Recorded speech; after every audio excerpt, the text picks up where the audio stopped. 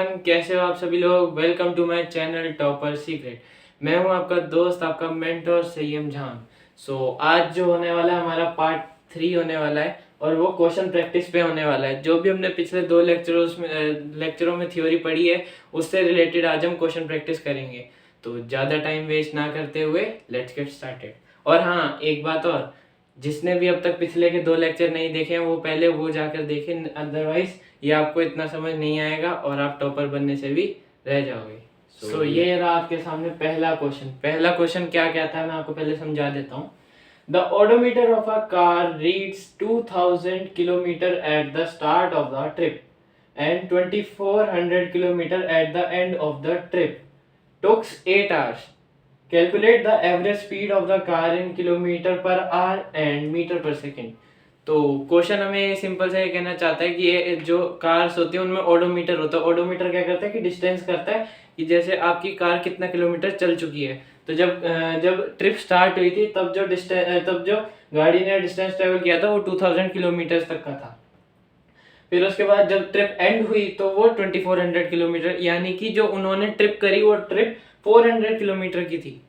और उसके बाद वो कह रहे हैं कि इस ट्रिप को पूरा करने में 8 घंटे लगे। ठीक है, तो मतलब टोटल टाइम है, टोटल डिस्टेंस भी है। ठीक है, calculate the average speed of the car in kilometre per hour and metre per second. देखो, ये भी किलोमीटर पे और ये आवर्स में, तो किलोमीटर पर आवर तो सिंपल आ जाएगी, मीटर पर सेकेंड के लिए मैं आपको अभी कन्वर्जन बताता हूँ। चलिए,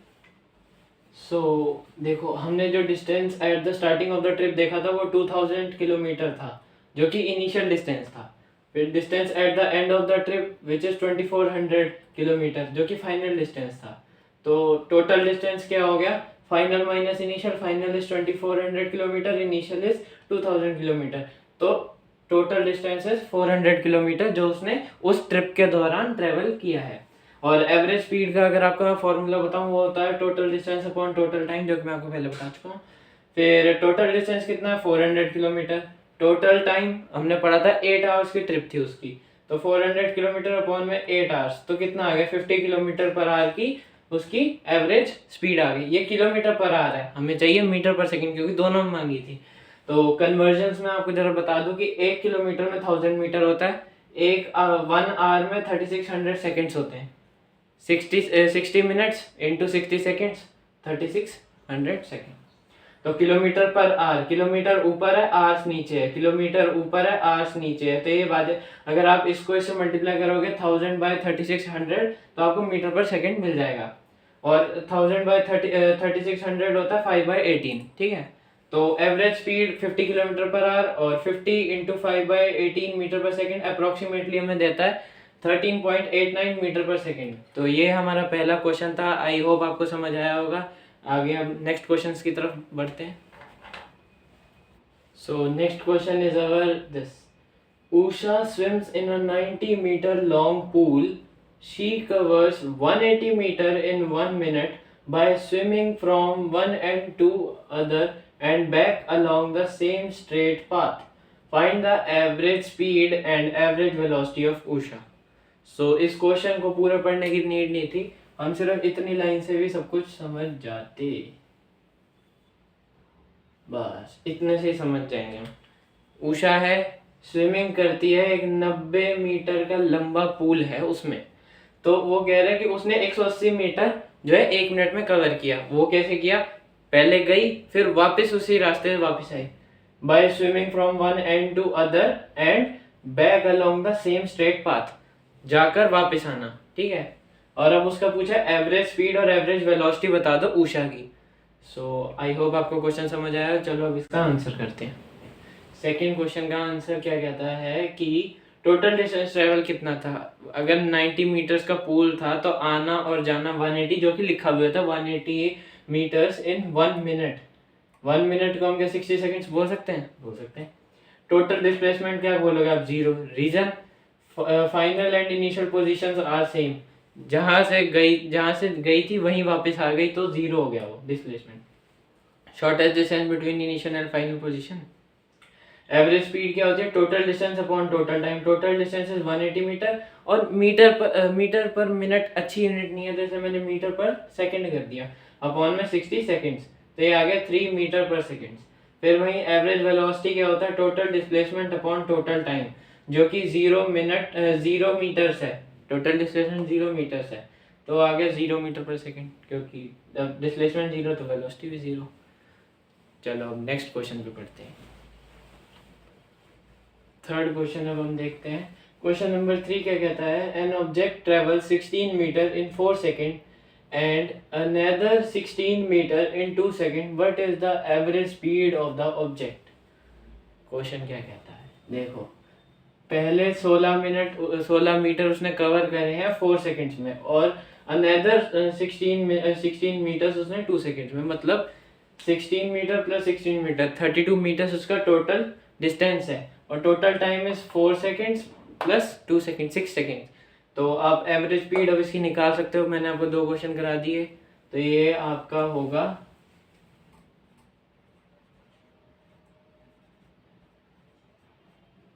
होमवर्क। इसका आंसर मेरे को आप कमेंट में भेजेंगे।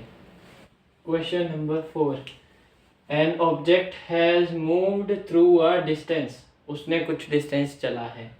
Can it have zero displacement, क्या उसकी डिस्प्लेसमेंट जीरो हो सकती है? अब इफ यस, अगर हाँ, support your answer with an example, अपने आंसर को सपोर्ट कीजिए एक एग्जाम्पल के साथ। आपको क्या लगता है, आप इतना सोचिए, मैं इसका आपको आंसर तो आपने क्या सोचा, तो जो भी आपने सोचा हो, अब आप देखते हैं आपको और मेरी सोच कितनी मिलती है।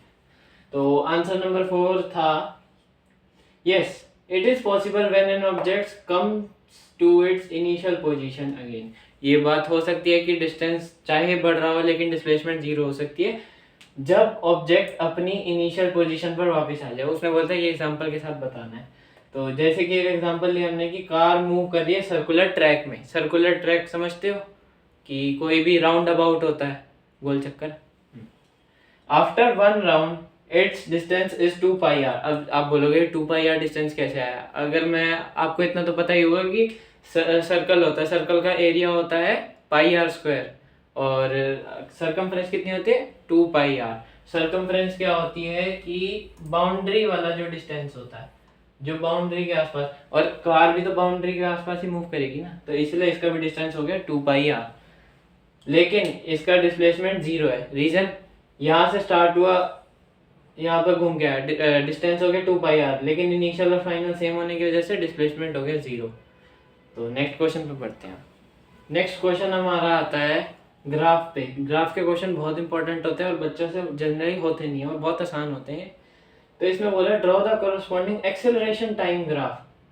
कोरस्पॉन्डिंग एक्सेलरेशन टाइम ग्राफ मतलब इसी ग्राफ की जो डाटा है इसको यूज करके आपको एक्सेलरेशन टाइम ग्राफ बनाना है।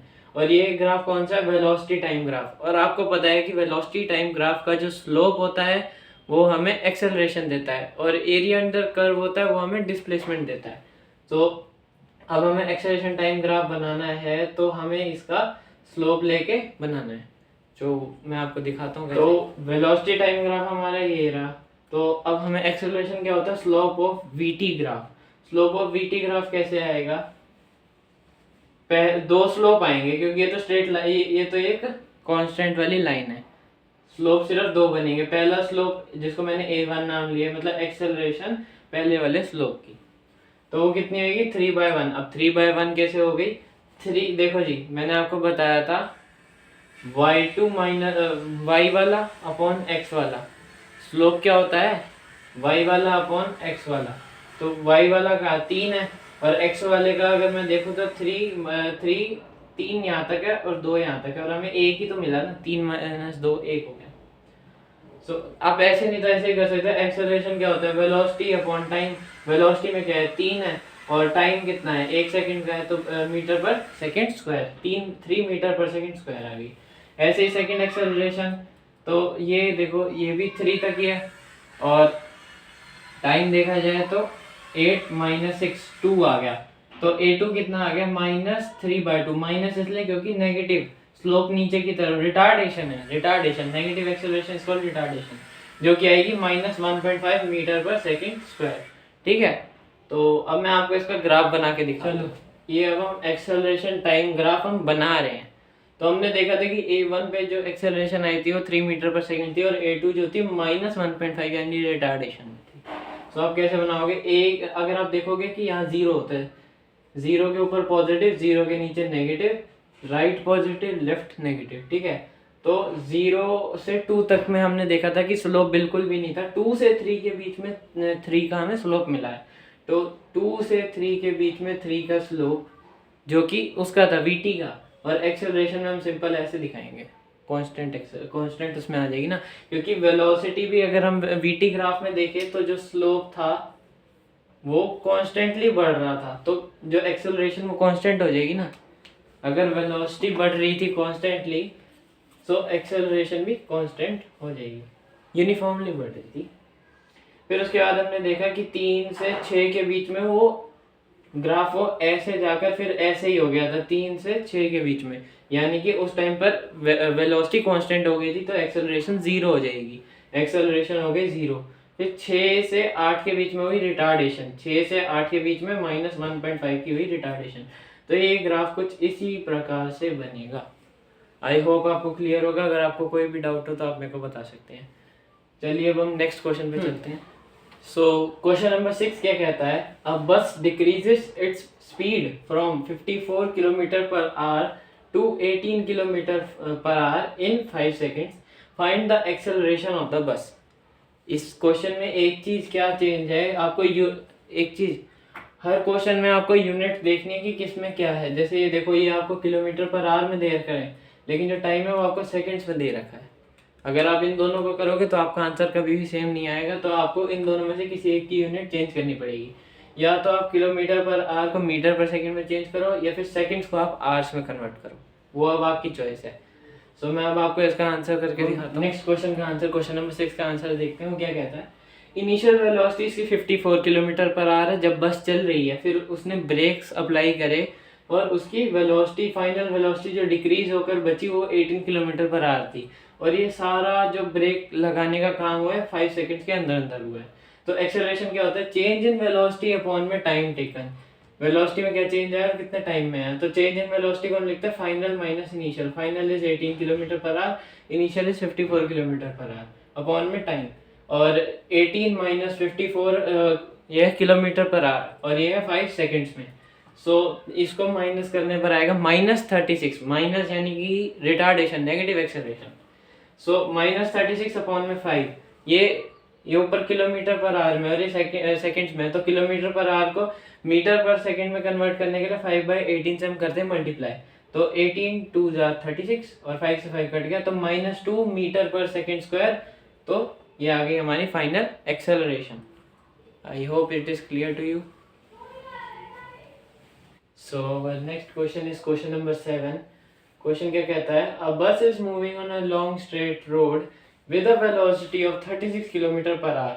The driver presses the accelerator for a time interval of 10 seconds. 36 kilometre per hour की पहले स्पीड थी, उनने फिर time interval of 10 second, 10 second के लिए जो है थ्रॉटल को प्रेस किया, and a velocity increases to 54 kilometre per hour. और ये मतलब ये इनिशियल वेलोसिटी हो गई जो कि एक्सेलरेटर प्रेस करने से पहले थी, और एक्सेलरेटर प्रेस करने के बाद फाइनल वेलोसिटी ये आ गई। The driver notices an obstacle on the road ahead and presses the brake. Driver ने देखा कि आगे एक ऑब्स्टेकल है, तो उसने ब्रेक अप्लाई करी और बस जो है रेस्ट पर आ गई, मतलब उसकी जो फाइनल वेलोसिटी है वो 0 हो गई। कितनी देर में, 5 सेकंड के अंदर अंदर। तो find average acceleration in the two time interval. इन दोनों टाइम इंटरवल, एक तो जब एक्सेलरेटर प्रेस किया तब, और एक जब ब्रेक लगाया तब, इन दोनों टाइम इंटरवल्स में उसकी एवरेज एक्सेलरेशन क्या थी वो हमें बतानी है। तो चलिए, so here we go. Answer 7, first part ये है कि when driver presses the accelerator, first part जो था जिसमें स्पीड इंक्रीज हुई थी, तो initial speed 36 kilometre per hour थी, फाइनल स्पीड उसकी हो गई 54 किलोमीटर पर आवर। और ये इस पूरे काम को होने में टाइम जो लगा वो 10 सेकंड का लगा है। तो एवरेज एक्सेलरेशन क्या होती है, चेंज इन वेलोसिटी अपॉन में टाइम टेकन। अब मैं बार बार दोबारा फॉर्मूला लिखूँ, मैं डायरेक्ट करूँगा। Change in velocity, change in velocity क्या होती है, final velocity minus initial velocity, final minus initial upon में time taken which is 10 seconds, और ये किलोमीटर पर आवर है, चेंज है तो चेंज करेंगे। 18 हो गया, 18 अपॉन में 10, ये किलोमीटर पर आ रहा है, तो 18 इंटू 5/18 से अगर हम इसको मल्टीप्लाई करते हैं तो मीटर पर सेकंड में आ जाता है। 18 से 18 cancel, 5 2 10, 1/2, half metre per second square जो है इसकी एक्सेलरेशन आ गई। अब सेकंड पार्ट में क्या है, सेकंड पार्ट में जो उसने ब्रेक अप्लाई करी यानी इनिशियल उसकी ये 54 हो जाएगी, फाइनल उसकी 0 हो जाएगी, 0 माइनस 54 माइनस 54 अपॉन में, अब टाइम 5 सेकेंड्स का था तो माइनस 54 अपॉन में 5, मैं डायरेक्ट सेकंड पार्ट का आंसर लिखूंगा।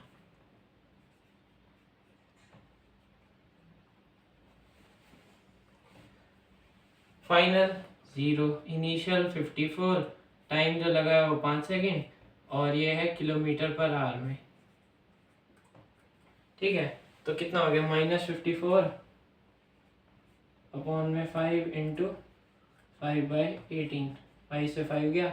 अब आप देख लो इस पे किस पे जाता है और फाइनल आंसर निकाल लो। ओके, सो हम अगले क्वेश्चन पे बढ़ते हैं। क्वेश्चन नंबर 8 क्या कहता है, a student runs from the ground floor to the fourth floor of a school building to collect a book and then come down to their classroom on the second floor. Height of each floor is 3 meter. Find distance and displacement. ये question मैं आपको orally बता देता हूँ, ये करोगे आप। एक स्टूडेंट ग्राउंड फ्लोर से फोर्थ फ्लोर पर गया है कि बुक्स लेने के लिए। तो ग्राउंड से फोर्थ फ्लोर की देखो, हर फ्लोर की जो हाइट है वो 3 मीटर है। हमें यहाँ पर वर्टिकल डिस्टेंस निकालना है। वर्टिकल मतलब कि कितना हाई है कितना लो है। तो अगर मैं आपको बताऊं कि 3 मीटर और वो फोर्थ फ्लोर, ग्राउंड से फोर्थ फ्लोर, ग्राउंड से फोर्थ फ्लोर में 4 फ्लोर आ गए तो 4 इंटू 3 12, तो 12 मीटर ऊपर गया पहले वो। फिर उसके बाद comes to the second floor, class अपनी क्लासरूम में है सेकेंड फ्लोर पे क्लासरूम है, तो फोर्थ से थर्ड से सेकेंड, 2 फ्लोर नीचे आया, 2 फ्लोर नीचे यानी कि 6 मीटर, और यानी उसका टोटल डिस्टेंस हो गया 12 + 6 18 मीटर्स। लेकिन उसकी डिस्प्लेसमेंट कितनी हुई, क्योंकि देखो पहले वो 0 से फोर्थ पे गया, फोर्थ से फिर वो सेकंड आया, तो उसकी फाइनल सेकंड हो गई और इनिशियल उसकी 0 हो गई। तो ग्राउंड फ्लोर से सेकंड फ्लोर का डिस्टेंस कितना है, 6 मीटर्स। तो डिस्प्लेसमेंट यहाँ पर आ जाएगा 6 मीटर और डिस्टेंस आ जाएगा यहाँ पे 18 मीटर। बाकी आप ये पूरी कैलकुलेशन और रिप्रेजेंटेशन दिखाएंगे, ये आपका होमवर्क है।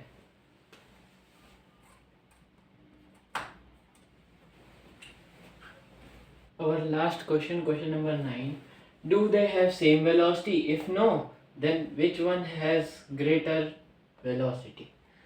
तो ये कहना क्या चाहता है कि ये क्या इन दोनों की सेम ये वेलोसिटी नहीं, ये वो है तुम्हारा डिस्प्लेसमेंट टाइम ग्राफ है। तो इसमें पूछा है ए और बी दो है हमारे पास ऑब्जेक्ट है, तो इनमें से सेम वेलोसिटी है दोनों की, अगर नहीं है तो फिर बड़ी किसकी है। तो देखो जी साफ साफ पता चल रहा है डिस्प्लेसमेंट टाइम ग्राफ में वेलोसिटी होती है स्लोप से, और इन दोनों का स्लोप तो बिल्कुल भी सेम आ नहीं रहा है। तो ए और बी की वेलोसिटी कभी सेम नहीं हो सकती। उसने बोला था अगर नहीं तो ये बताओ कि बड़ी किसकी है। इसमें अगर बड़ी देखने के लिए हमें देखना पड़ेगा कि स्लोप किसका स्टीप है, मतलब शार्प किसका है, ढलान। जैसे अगर मैं यहाँ से बॉल छोड़ूँ और यहाँ से बॉल छोड़ूँ तो कहाँ से जल्दी जाएगी, मतलब इंक्लिनेशन किसका ज़्यादा है। तो अब इसका अगर एंगल देखो तो इसका एंगल कम है, इसका एंगल ज़्यादा है, तो इसका एंगल ज़्यादा है तो स्लोप भी इसका ज़्यादा है, तो इसलिए ए का स्लोप ज़्यादा है तो इसकी वेलोसिटी भी ज़्यादा होगी। तो ए की जो है बी से वेलोसिटी ज़्यादा होगी, ये बात कंफर्म है। और जो भी मैंने आपको होमवर्क दिया है वो आपको ट्राई करके आना है। और इस वीडियो के एंड होने से पहले 2-3 क्वेश्चन मैं और जो है स्क्रीनशॉट उसके अपलोड करूँगा, वो भी आपको करके आने हैं। सो उम्मीद करता हूँ कि आपको वीडियो पसंद आई होगी। पसंद आई हो तो लाइक शेयर एंड सब्सक्राइब ज़रूर करना। आगे ऐसी इंटरेस्टिंग लेक्चर्स के लिए हमें ज़रूर सब्सक्राइब करें। Thank you so much for watching, bye.